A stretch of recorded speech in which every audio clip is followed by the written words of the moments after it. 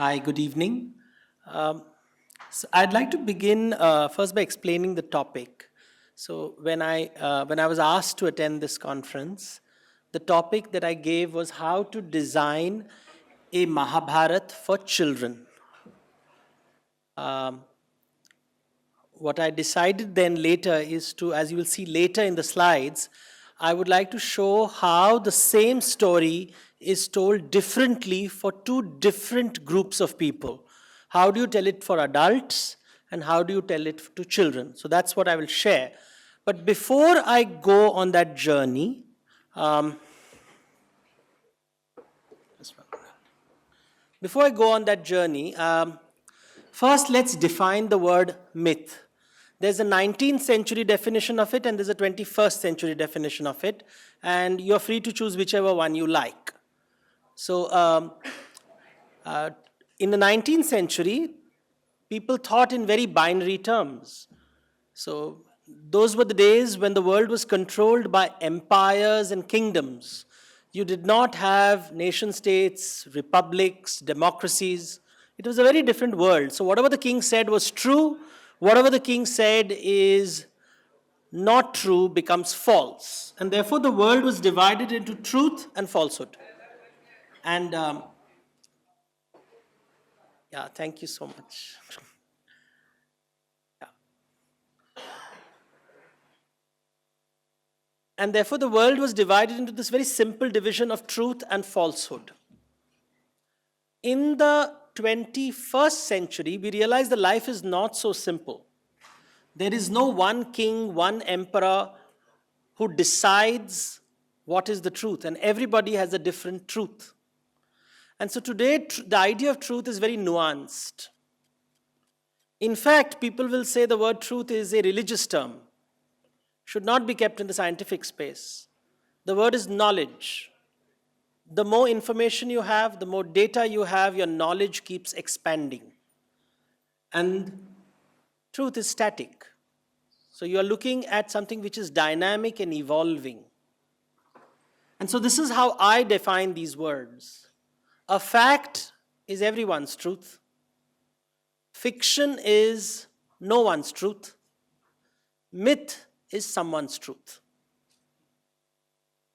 And the moment you accept the fact that everybody has a truth, their own belief systems, you can engage in a conversation with them rather than an argument. And we have enough arguments in the world today.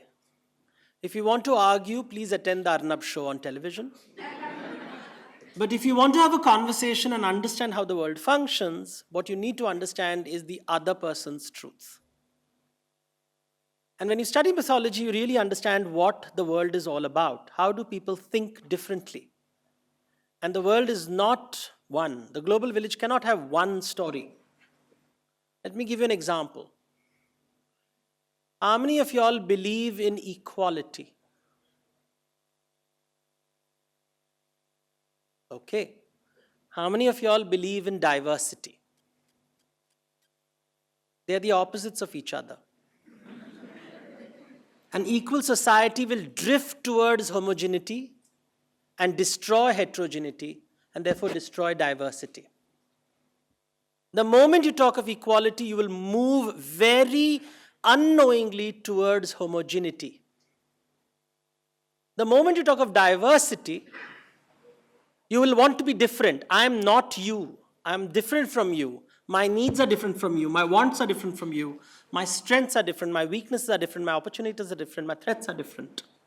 And the moment you have a diverse society, you will have a hierarchical society. Because when people are different, you will start saying, who is taller, who is smaller, who is bigger, who is... And that is going to happen all the time. So on one side, you have equality. On the other side, you have diversity. When you see a US dollar bill, you will see one language on the currency note. Although the country is made of immigrants from all over the world, people from Arab countries, from China, from Africa, from Europe, Germans, French, Italian, but the US dollar bill has a single language. How many languages on the Indian rupee note? Design students? We don't even bother to count. There are 17. 17. If you include Braille, it becomes 18. And that's just the script. We're not even talking about the language. We're not even talking about the dialect. What is more efficient, 1 or 17? What would you like? If everyone in this room speaks English, I can communicate with everyone. But if there were people who spoke 6 different languages, I will need 6 interpreters. They'll cost money. The budget will be doubled. It becomes inefficient. We know how difficult it is to bring people together when they speak different languages. Whenever people say, yes, we can get along, I will tell you only one word. It's called Brexit. We want to be different. We don't want to be the same. So when people use words very casually, the mythologists will stop them. Because the mythologists will say equality is a great idea, but it's the opposite of diversity. Equality is highly efficient. Diversity is inefficient but highly effective. Choose what you want. So the equality myth will say that everybody should think in the same way. We should all have the same human rights document. Everybody must agree with it. If not human rights, then one God. One God, one document, one constitution. We should all be on the same page. But the moment you come to the world of diversity, they'll say everybody can have a different God. And why not a goddess? And why not a god who can be sometimes a goddess, Monday, Wednesday, Friday? That's the world of diversity. That's the world of polytheism. Different gods for different times. How do you explain to someone who believes in no God or one God that it's possible to have many gods? Replace the word God with idea or truth. No truth, no idea. One truth, one idea. Many truths, many ideas. Which world do you want to belong to? These are the worlds that open up when you study mythology. Because the myths of the world speak of worlds without gods, where gods don't matter. Worlds where there is only one God and no other God but one God. And worlds with many gods who come and go depending on the time. They're sometimes useful, sometimes they're not. They merge, they separate. You decide to worship them on certain days, you decide not to worship them on certain days. Right now, a festival is being celebrated in India. 3 days later, the goddess will be dunked in the river. She's gone. She'll come back next year. What goes always comes back. And so if you want Donald Trump to go, remember he'll come back. Because nothing lasts forever. Buddha said that, right? It's a very different way of seeing the world. Mythology opens up, and stories, symbols, and rituals, which are the 3 pillars of mythology, reveal that to you. If you want to understand why India is designed in the same way, and it is designed, if you think it is chaotic, it is because you can't see the design. You have not sensitized yourself adequately to see the design. Because when you grow up seeing every road perpendicular to each other, you don't believe there is a world out there where nobody knows what perpendicular means. Or if you're used to a world where the soup is served first, and then the starter, then the main course, and then the dessert, you can't believe there's a world where everything is served simultaneously. And you mix and match the food. You can begin with the dessert, or you can mix the dessert with the soup and decide somewhere in the middle that you prefer the starters. It's a different world. It is when you see this as a ritual, you understand that why do 1 billion people eat with chopsticks? 1 billion people eat with fork and knife, and 1 billion people use fingers to eat, only the right hand, and use the left for ablutions. If you don't see design here, you miss the point. If you want to homogenize the world, because everybody has to be equal, how should they eat then? What's the right way to eat? Who decides? You, me, both of us? And these are the conversations that mythology opens up to you.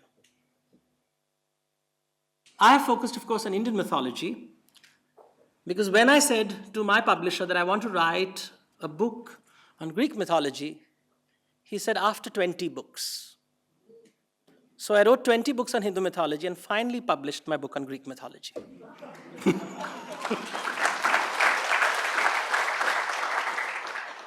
But it was an Indian retelling of Greek myths because I was tired of seeing Western retellings of Indian myths. Let me give you an example. Have you heard of a film called Avatar? So much money spent. If only they had consulted me for a fraction of the cost. I would have told them the design flaw. A superhero is an ordinary man who becomes extraordinary. It is based on Greek mythology. An avatar is a being who embodies infinity, who becomes finite. They're very different concepts. A superhero is a finite being who becomes extraordinary. An avatar is an infinite being who becomes finite. Very different. But we just assume meanings across cultures. We just assume it. And when we just assume it, we create a very scary world, which is homogeneous, where everybody is supposed to think and behave exactly the same way, because we are all equal. Of course, because the opposite of equality is inequality. But the opposite of equality is also diversity. And diversity, unfortunately, comes with inequality. Make your choice. What do you want? Those are the difficult questions that Indians would understand immediately because the phrase for this is dharma sankat. How do you choose where there are no winners or where everyone is a loser at some level? How do you choose? How do you choose? Because someone has to die. So in management, for example, one is taught management by objective. You should have an objective. The Indian model would be very different. It would be management by consequence. Because every action has a consequence. And every action is a consequence. That's the Indian model. I've heard so many people tell me that, oh, that's karma. And I said, please explain what karma means. And he says, as you sow, so you reap. I said, but that's a line from the Bible. It doesn't quite mean karma. And he says, no, but the same thing, right? I said, no, it is not. Because there are cultures in this world where you believe you live only once. And there are cultures in this world where you believe you live infinite lives. They are not the same. When you live only once, the value of your life is the sum total of your achievements. And therefore, this great anxiety to achieve. When you live infinite lives, the denominator of your life is infinity. So no matter what you achieve, it amounts to nothing. Then what's the point? What's the motivation? What's the drive? These are the questions that bothered the Buddha. And he said, what's the point? And therefore, the concept of shunya, or zero, comes from this philosophy. And somebody says, well, if nothing matters, then everything can matter. So he came up with the concept of ananta, the name used for God in India. Ananta means limitless, infinity. So zero comes from Buddhism. Infinity comes from Hinduism. and one comes from the rest of the world. We don't realize how stories influence our thoughts and feelings and ideas. The Mahabharata is an epic which was written conservatively 2,000 years ago. Written. It was perhaps told 1,000 years before that orally. It was designed to communicate the idea of diversity. It was designed to communicate the idea of karma or consequence. It was designed to communicate the idea of infinity. These were the ideas that had to be communicated to the common man. How do you explain it to the farmer, to the goat herd? How do you explain it to the mason, to the blacksmith? How do you explain complex ideas about life to the simplest of people? Storytelling, of course. And therefore they wrote the Mahabharata. It translates as the great Indian epic. And every time you hear the story, you're fascinated. There's 100,000 verses in it. So I decided to write these books. This is work done over the last 10 years. So these are the two books. That's for adults. So that's the adult book. It borders on pornography. And this is the children's book. So you're trying to say Mahabharata, but it's a mouthful. So you use the word Jai, which is the original name of the epic. And Jai means victory. But there is another word for victory, Vijay. And there's a difference between these two words, Jai and Vijay. In Vijay, somebody is defeated. In Jai, no one is defeated. So a battle where no one was defeated is the name of an epic where 1 billion people are killed. And you wonder why. And the other book which I wrote, this is recently just entered the market, how do you tell it to children? A story of violence. Because everybody says non-violence is good. But this is an epic of violence, brutality. The boys who fought. Both are the same thing. So it's an illustrated retelling of the Mahabharata. And this is a children's book. So that's Penguin, that's Puffin. How do you publish it when you have no budget? You have no research team. You have to write the story. You have to do the research yourself. You have to write it yourself. You have to illustrate it yourself. You have to design it yourself. So my team is me and my computer, and that's it. And that's how it is written. But the context of it. So I am going to write, the brief in front of me is to tell the story of, which is 3,000 years of tradition. If you ask a religious radical, he'll say it's 10,000 years old. We can't argue with them because they'll shoot you. So I agree with them too, it's their truth. 3,000 years of traditions, the reason we say 3,000 is that's when the oldest archaeological Gangetic plain pottery is available, and it's probable that is the story of this time, because when it deals a lot with forests, and the Gangetic plain at that time was covered with forests. It was written in Sanskrit. It is not written in the old Vedic Sanskrit. It's written in the Panini Sanskrit, which is later with grammar has been incorporated. Those who are familiar with Sanskrit would know that Panini wrote the first book of grammar in the whole world. It's about 2,500. He was a contemporary of the Buddha. So that grammar is present in this epic. So we know that this epic was definitely written down 2,500 years after, the last 2,500 years ago. It has 100,000 verses.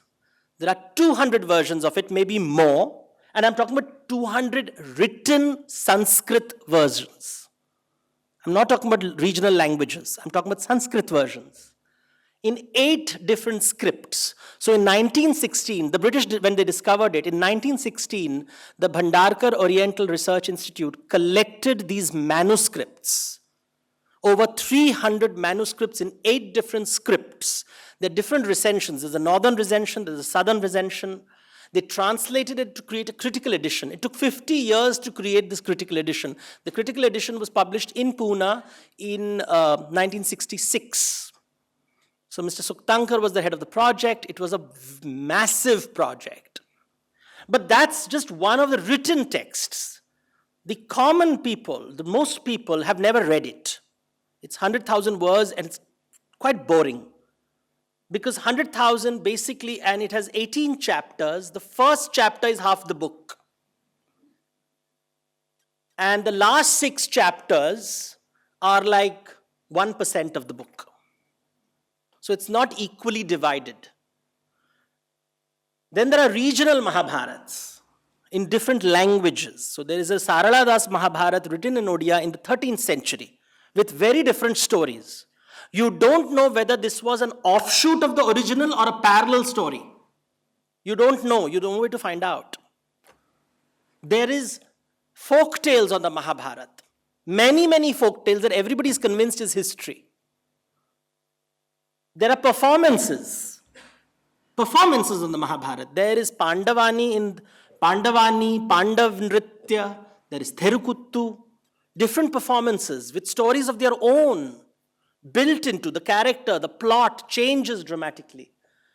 And there is art on temple walls, paintings, miniature paintings, which need not align with the Sanskrit Mahabharata. So all that has to be put in a book for adults, 350 pages, cost less than $10 in 2010. That's what has to be achieved. That's the brief. So it should cost less than $10, 500 rupees, that's it. Otherwise it will not hit the mass. People won't buy it. And everybody says it's a very complicated story, and you have got a television version of it, which has conveniently ended with a happy ending. Because the good guys win and the bad guys die. Simple ending, but that's the 12th chapter. 13th chapter, 14th chapter, 15th is forgotten. The remaining third of the book was never told. So people, when I wrote it, they actually thought that I had invented it. Because you don't want to say the unhappy story, right? The dark stories. And then comes, for the children, 7 years later, I decided to say it in 100 pages, less than 200 rupees, less than $4. Is it 3? So that's your challenge. How do you do this? How do you tell a story? First, you have to know what stories are all about. Every story has a soul and a context. If you don't understand the soul and the context, when was the story written? It was written, why was it put down in writing? It was put down in writing 2,000 years ago because scripts were available at that time. Why were scripts available? Because Indians didn't have, very strangely, for a culture which is so literary, we have shunned writing. Indians do not like to write. We are great IT professionals who hate documentation. Even today, the best minds, we hate documentation. Finally, you put it down on paper and you're writing the story. What is happening at that time in India? Something dramatic. You have one group of people saying the world doesn't matter. These are the Shramanas or the hermits. Buddha belongs to that tradition. The world doesn't matter, let go of things, withdraw from the world. On the other side, you have emperors who want to conquer the world. You have Ashoka, who is trying to conquer the world. He's establishing a huge empire. He is inspired by Alexander the Great. He's saying the whole purpose of life is to be a great king, to conquer the world. So on one side you have the Buddha who says the purpose of life is to withdraw from life, to give up desire, and to end all suffering. And the other says, I want to conquer the world, be the great leader. Once you understand the context, you realize the story is located in this context. It is a very Hamlet-like situation, to be or not to be part of this world. And then you start focusing on the story and you realize, oh, essentially it's a property dispute. It's brothers fighting over property. That's it. On one side there are 5 cousins, on the other side there are 100 brothers. That's it. So 5 brothers, 100 brothers. And the whole story is about who shall have the property. So you have to break it down and figure out, okay, what's the essential theme? So it's a conflict resolution over property. What makes it complicated? Why 100,000 verses? Because it asks fundamental questions.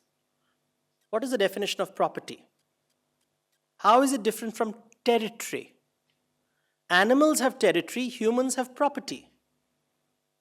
Animals fight for territory, humans legislate for property. How do you decide this is mine? The idea of mine, this is mine. How do you declare it yours? Who's the authority? Where from comes that authority that this is mine? Even today we discuss it when we're discussing patents. Who decides?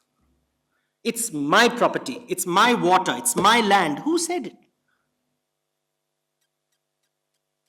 It talks about that concept. Whose land is it? They didn't ask questions about paternity.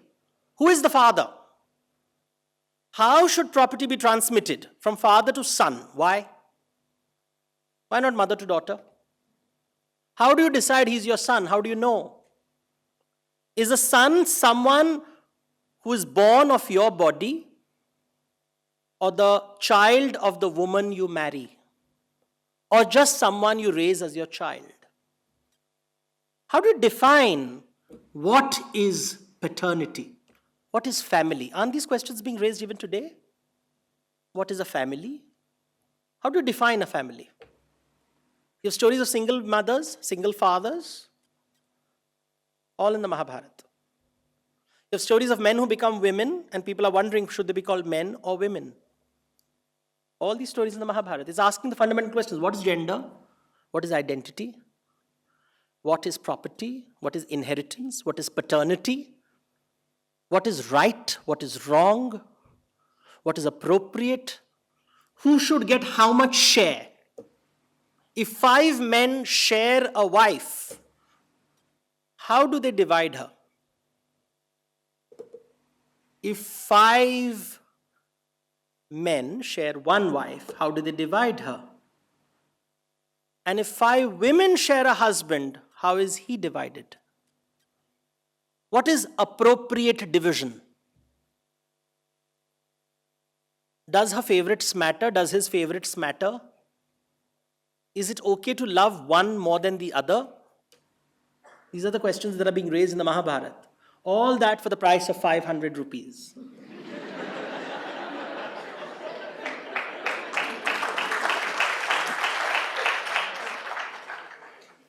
So I always begin by writing the summary page, the blurb.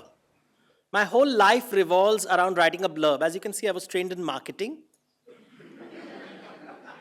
So it's always about what's the one-line idea, how do you make it a 5-line idea? And then you write the book. So my first step is always the blurb. I'm sorry, it's not very clear over here. But when I'm writing for the adults, how do I get them to buy my books? The first line has to have the word sex. So I don't remember it now. Buy the book. But you asking very fundamental questions about an epic where the whole purpose of life is being discussed and all the various questions that are raised about violence, about sex, about paternity, about maternity, about fidelity, about gender, about identity, about property, about kingship, about kinship, all that is being raised. And the idea of cursing, and can you curse a god? And why does a god submit to a human's curse? Where have you heard this before?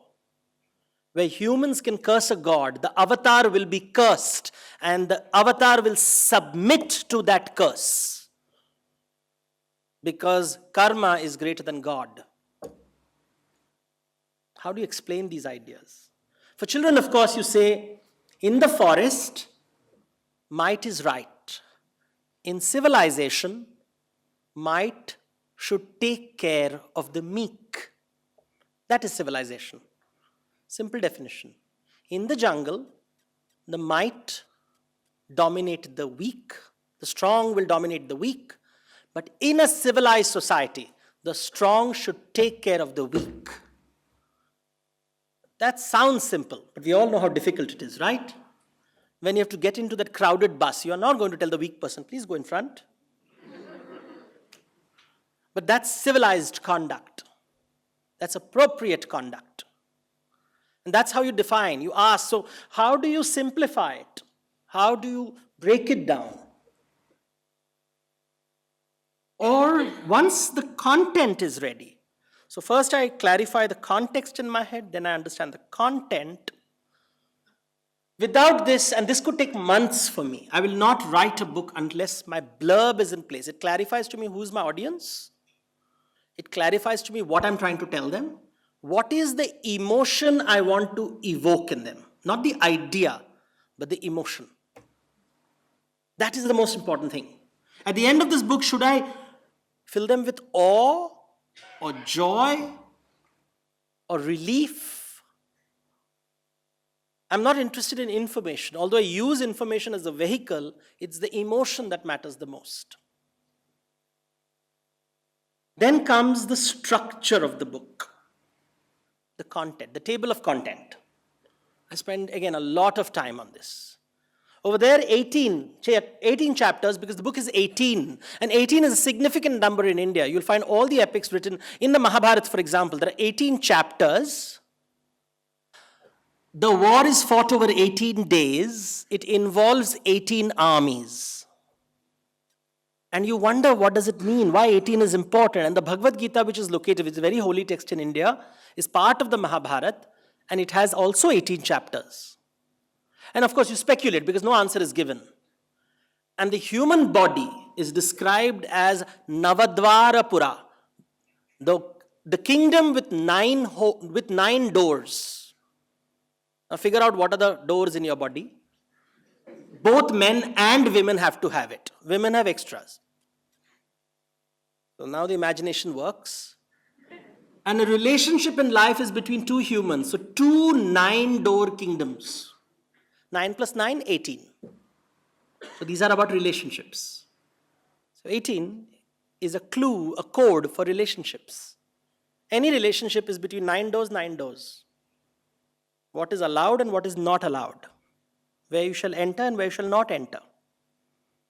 What is revealed and what is received. I know what you're thinking about, not just that. Because we're continuously sharing things, ideas, thoughts. Do you receive it? Outgoing and incoming. And you start understanding it. But when you're talking to children, you can't have 18 sections. I said, I wanted to reduce it to 3. It was very difficult. So I came up with 6. So it was the boys who fought, right? So you have to have a rhythm and connectivity with it. So the first fight is orphans. So the first phase of their life, they're orphans. Second fight is refugees. Third fight is kings. Fourth fight as exiles. Fifth fight as warriors. Sixth as hermits. You get a summary of the story in that one shot. It's a book about people who begin as orphans. Do you have to fight for your rights when you're an orphan? Do you have to fight when you're a refugee? What do you do when you're a king? Do you fight still? Or do you stop others from fighting? And an exile, what does it mean to be an exile? And what about wars of justice? When somebody denies you something, do you fight? Is that a different fight from a fight when you're hungry? And what about when you give up the world? Is there a fight there too? The hermit who walks away from it all? What is that fight? These are the conversations I want to evoke. Art plays a very important role, as you can guess. I illustrate, and I'm a little lazy, so I decided to do emojis. So those are the Kauravas over there, 100 Kauravas. Just their faces. You can see the grim looking on this side. And it's so lovely to do copy C and copy and place D, duplicate. And so nice. I have a very good layout artist with whom I work a lot. Little details would be there. For example, this is Duryodhan. How will children recognize him? He has a tattoo because children love tattoos. So you can see D1 tattoo over there. Because all 100 brothers, their names begin with D. So D1, D2, D3, D4, D5, D6, D100. And the flag over there has an insignia. You can see the serpent image, because one of the things that you find in the Mahabharata, which is very exciting, is every warrior has his symbol on the flag. So you're giving children little nuggets of information if they catch it. Because I learned this from Asterix and Obelix, those famous Asterix comics, which are full of little details and historically so well researched and accurate. And you loved it, because in the story you would find these wonderful pieces of information. Over there, in the adult, for the adults, you had to write about the history of the book, the geography of the book, the various characters, the complex family trees. None of it here. None of it here. Then how do you discuss sex with children? So over there is a very interesting story. Now here, where infinite lives matter, and theory of relativity matters, and time-space continuums matter. That's the story of Urvashi and Arjun. So Urvashi is a nymph. She falls in love with the king. She tells the king, I will be your wife as long as you do what I tell you to do. If you disobey me or upset me, I'll go away. So that was a perfect marriage, right? And of course, the king one day disobeys, and the story goes that she gets angry. She says, you agreed, you will never, never make me angry. You made me angry. I am now going to heaven, back to heaven. And the husband goes mad, and he is completely driven to madness because his beloved has gone away. 1,000 years pass. The lady, being a nymph, is still young and beautiful. And she meets another handsome man, and she says, oh, you are handsome. Can we have sex? And that's exactly the language. Of course, it's in Sanskrit, so it sounds better.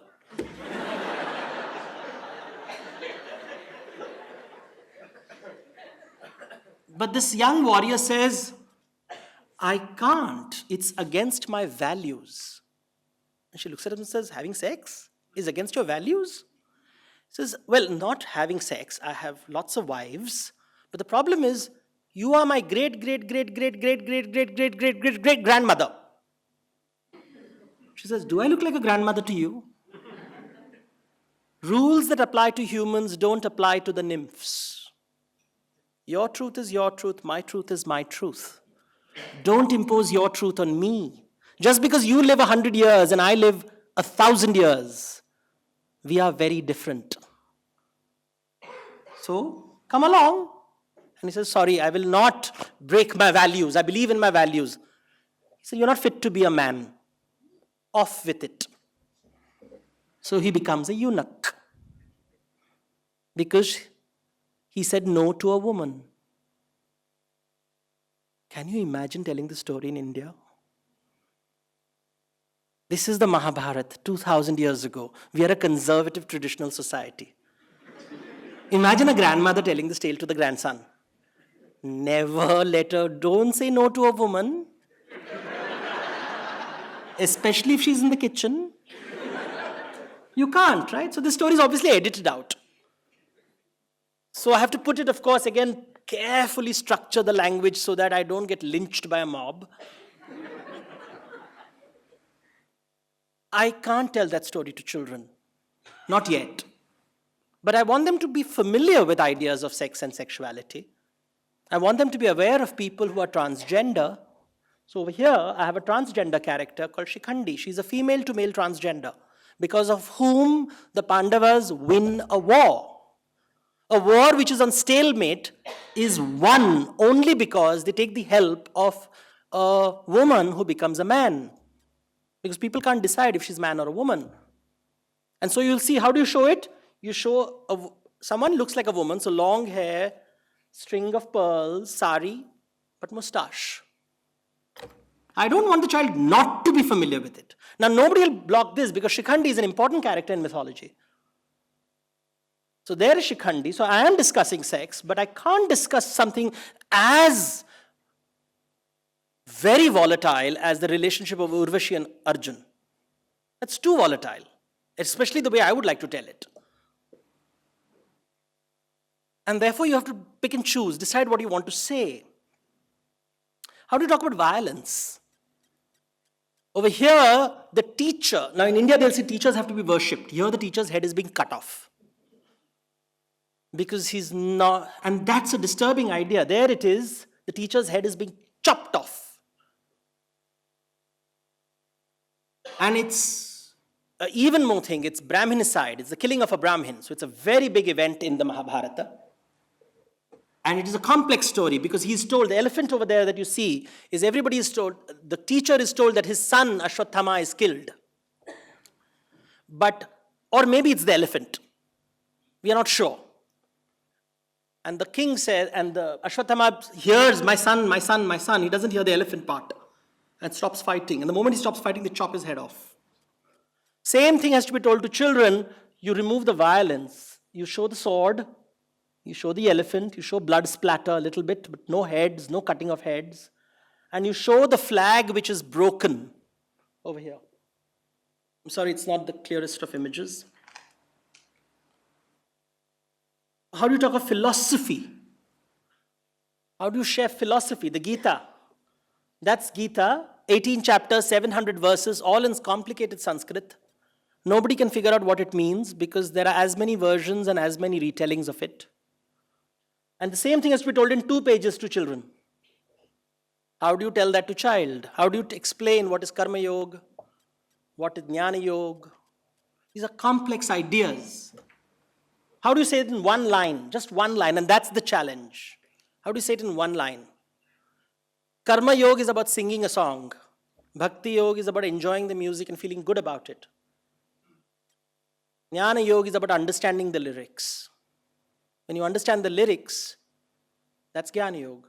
When you get the music, it's Bhakti Yoga. When you sing the song, it's Karma Yoga. You need these simple ways of explaining things to children.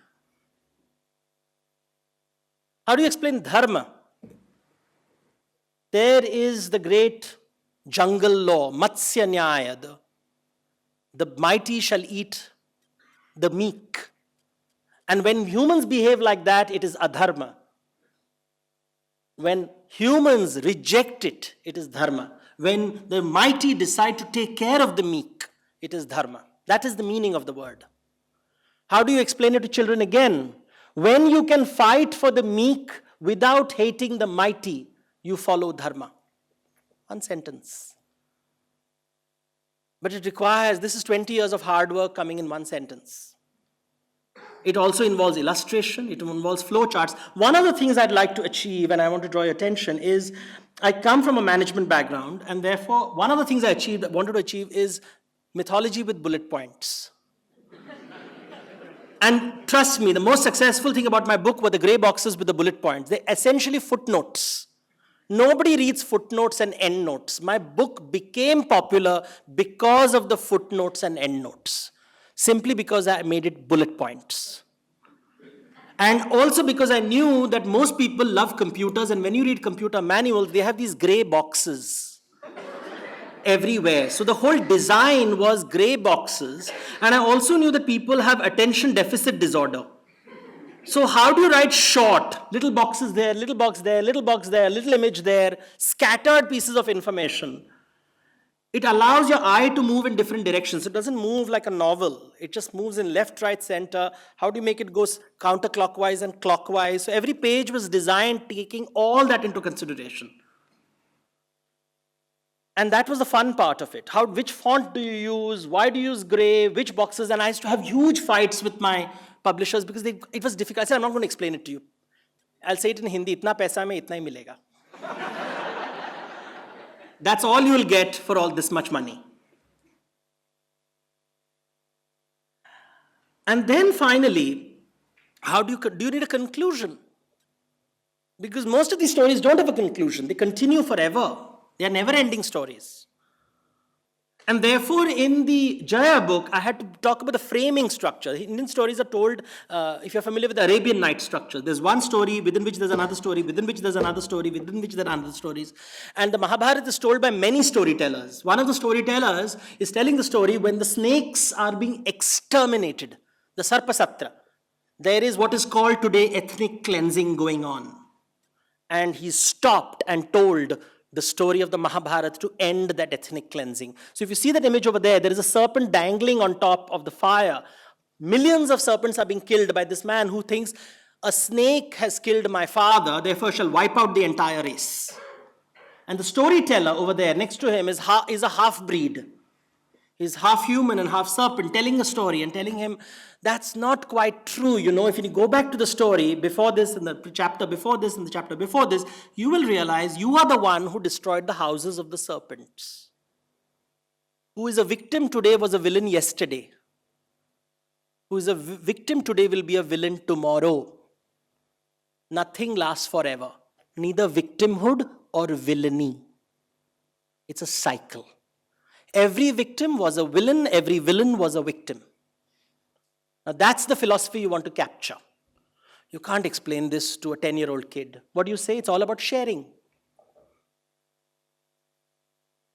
How do I explain sharing to the European Union? How do I share it to Indians who say that refugees should not be fed? How do I speak to Burma? How do I speak to Bangladesh? All the countries in the world. These are issues, right? Sharing. All fights come down to that. Do I have enough food in my house to feed the hungry? Do I want to feed the hungry? What if they're bad people? Should bad people be fed? They're bad, right? Would you invite Voldemort to dinner? Are orcs allowed to survive and eat? In Lord of the Rings, would the hobbits invite the orcs for tea?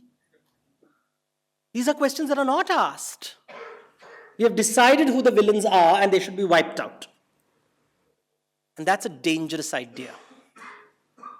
Because we dehumanize. The easiest way to kill people is to dehumanize them. Stories are used to dehumanize people. Stories can also be told to humanize them. And that's the point of these epics. How do you humanize people who are demons, who are villains? How do you ask complex questions about sharing? How much is fair? How much is just? Is there an objective answer that artificial intelligence can solve and that humans will agree to? And you'll never find an answer. Go to any court and you'll see how brothers fight over property and husbands and wife fight as they want to break their marriage and how children are fought over. It's vicious and it is not mathematical. It is mythical. Because I am what I have. And when I don't have enough, I feel I do not exist. My value comes from what I possess. If I have more, the world respects me. Therefore, we respect the rich and assume they are wise, simply because they have more. How do I give this value to the child who is being told that you're valued more when your report card is good? I don't look at you, I look at your report card. You don't matter, your report card matters. That will get you to the right school. I'm going to tell this child, you have to share your homework. Why would he? If there's only one seat over which he has to fight. He has to fight as wolves fight over a piece of meat. That's the description of the Mahabharata war. Just as we fight for small things in the world, we create boundaries, we fight all the time. We're still fighting. This epic was written 2,000 years ago. It's relevant even today. If you think so, please buy it. Thank you.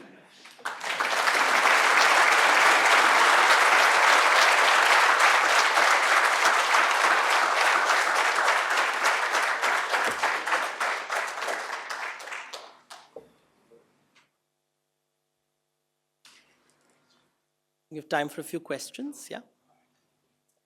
Hello? Yep, sorry. I think it's time for a few questions. Anybody has any questions, could you please line up here?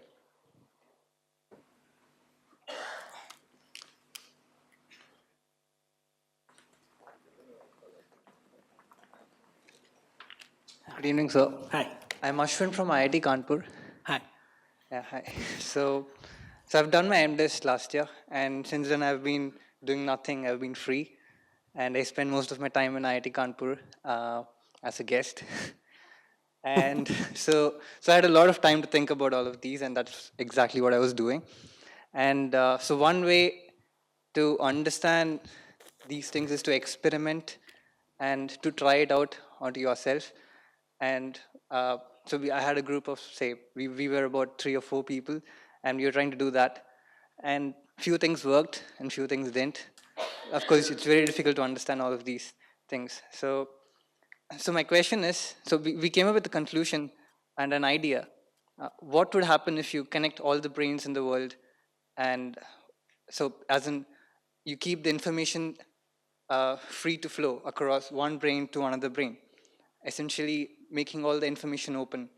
So it's just one brain. And so what happens when the moment when you connect everything? It's just unity. So my question is knowledge about everything unity? What would you? No, how because would you've you just define it? destroyed everybody's identity. Yeah. So is it destruction or is it creation? A new world or a Well, destruction? you have created one while destroying many.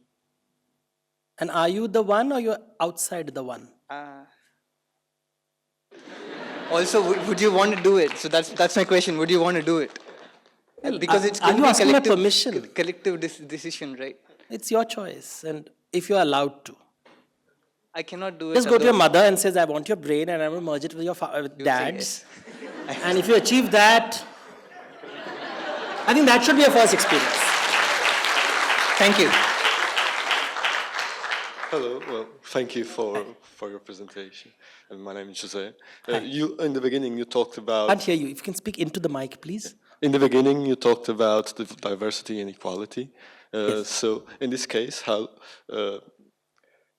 the world is full of diversity. All cultures are different from each other. How do you think we could understand a little better about each culture, each person, each individuality, than not having that inequality or equality? So try to be in the middle.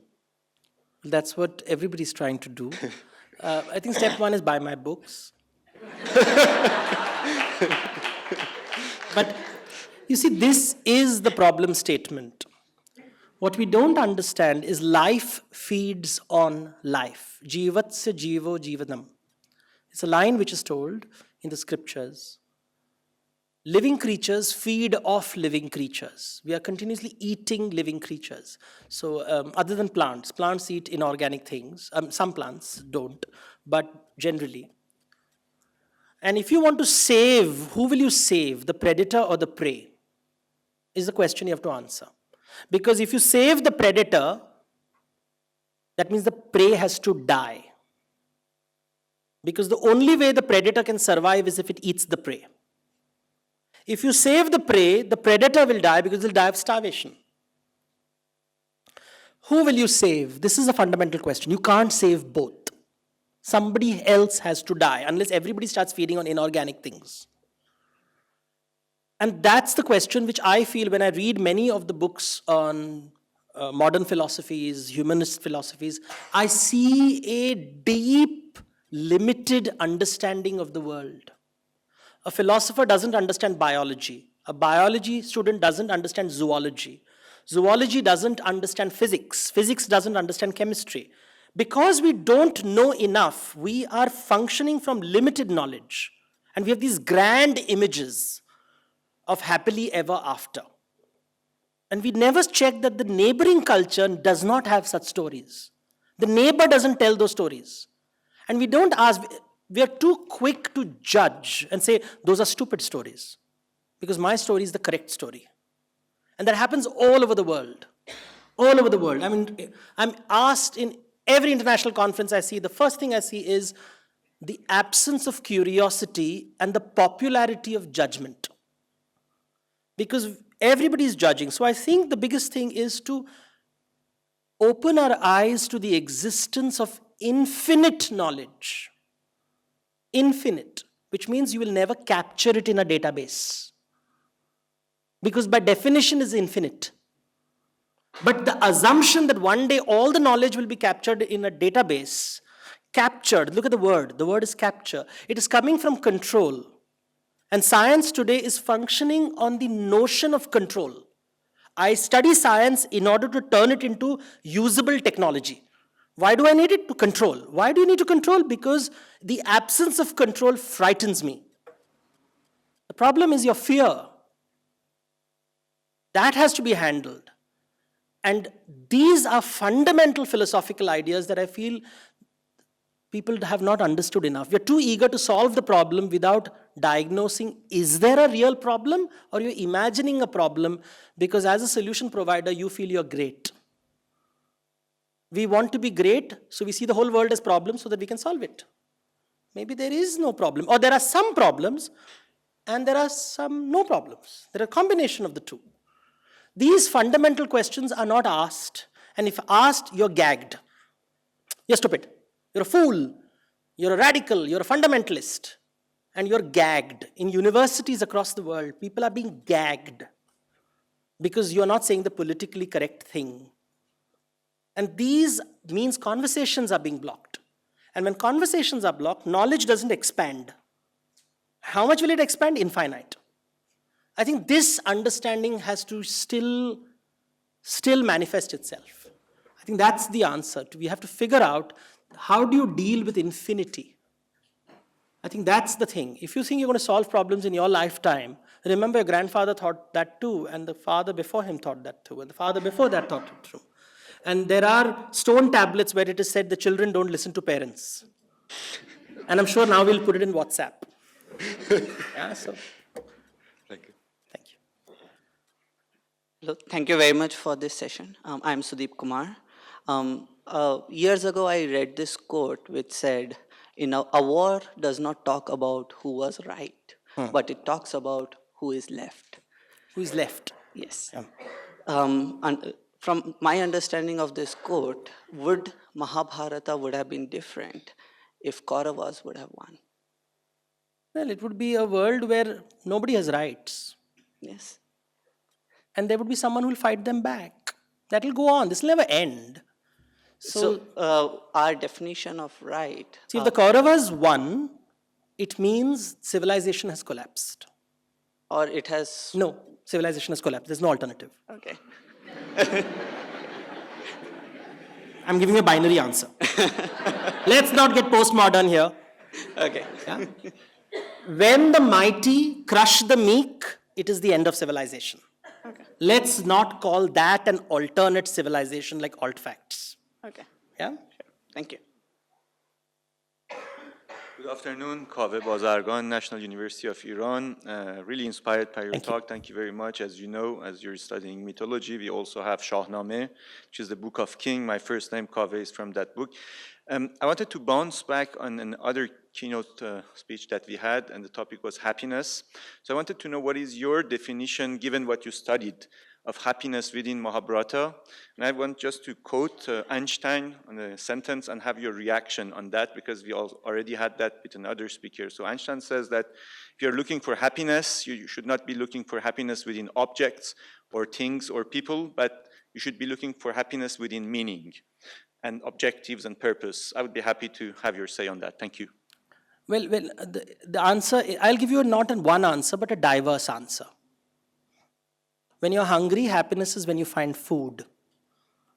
When you're frightened, happiness is when you feel comfort. When you're horny, it is when you find the lover. When you're alone, it is when you find a friend.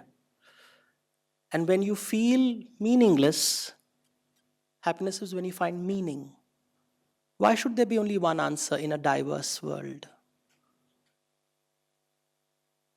And on Einstein? One of the many answers, no? Thank you.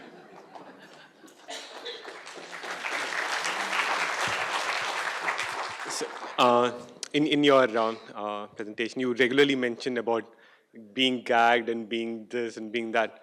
So how bad is it in the literary circles? At least from what we understand, that literary circles are higher place in terms of knowledge and understanding of at least the general world, and you have more, you get further insights, you could look deeper. The literary world. At least we can. It's a confederacy of warring tribes. Okay, however you call it. But I mean, because you are able to observe, I think that's because of that you are able to write those kind of things. So because you have been observing these kind of things that are, and it's come to your, it's not once, not twice, you mentioned at least 4 or 5 times. So how bad is the situation? See, nature by default is competitive and combative. By default. Nature designs around less resources, more mouths to feed.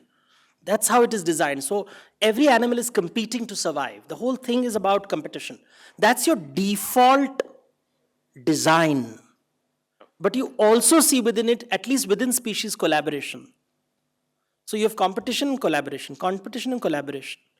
Everywhere you will see this. Just because we have become humans, in our imaginary, because we have imagination, we are still competing like animals, we are still collaborating like animals. Both behavior is still there. So it's really, if you look at it, the shift is we're still dealing with our animal instincts. So that is a default conditioning. You'll always get it. The question is, once in a while, you will find that moment when people break away from this animal instinct, where rather than taking food, I will give you food, and I will receive food from you. And by food, I mean thought, it could be an idea. So you will live in an ecosystem of violence and competition and jungle law. But once in a while, you'll find these fabulous moments. And that's what you strive for. You're continuously working for that moment. And you try to increase those moments more and more and more and more in your life. And that's what we call love. Because when I don't have to feel that I'm continuously striving to fight for my life, where someone feeds me, someone takes care of me, and there is a mutuality and reciprocity in our existence. So that is what you're always seeking. So right, even in the literary world, everywhere, there's fierce competition, there's collaboration, but you'll also find these moments when people will rise above these animal instincts. And I think that's the magical moment that you're looking for. That's when magic happens. Two questions, Dinesh. One is that did Mahabharata happen or was it designed? And number two, as per you, where does Krishna stands in this five brothers fight for the book for the kids? So the first one is we will never know, because unless you provide data, we will never know. If data doesn't matter, and that's a strange question asking in IIT Powai, because give me the data and I'll say it happened. Why do you need testimony? The fact that you're asking for testimony means there is no data. Look for data. Show me the data. And it happened. That we still depend on testimony in a science institute is a little problematic, no? That is something we must remember. We don't understand what is the meaning of data, what is the meaning of, how do you, maybe it happened, but I don't know. Give me data. There's not data. I know that a scripture was written 2,000 years ago. There is no doubt about it. I have absolutely no data whether these events took place. I have some fragmentary pieces. It's like you can hypothesize, but ultimately you need data. There is no data.